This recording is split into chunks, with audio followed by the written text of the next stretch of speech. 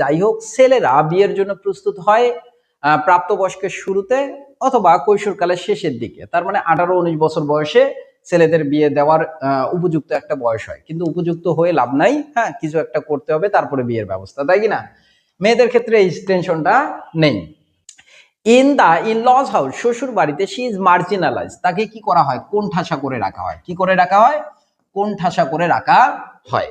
তার মানে এই যে কোণঠাসা বিষয়টা আমি তোমাদের স্পষ্টভাবে বলি, কি মনে করো শ্বশুর বাড়িতে নববিবাহিত বউকে একবার শ্বশুর আসি একটা কথা বলতেছে, একবার শাশুড়ি আসি একটা কথা বলতেছে, ননদ বলতেছে, দেবর বলতেছে, আর নিজেরটা তো আছেই।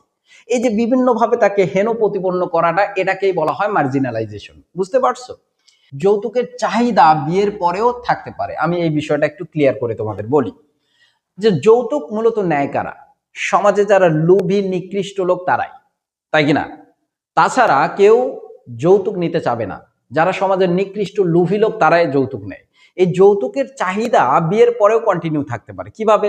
মনে করো বিয়ের সময় একজনের যৌতুক 10 লাখ টাকা দেওয়ার কথা হয়েছে, 3টা কবুল বলছে, 10 লাখ দিয়ে দিছে, কিন্তু ওই লোভী লোকের লোভ শেষ হয় না। যখন প্রয়োজন পড়ে বউকে বাপের বাড়িতে পাঠায় দেয়, যান এটা নিয়ে আয়, ওটা নিয়ে আয়। এই তো মৃত্যুর পূর্ব পর্যন্ত এই প্রসেসটা কন্টিনিউ থাকেই। পরে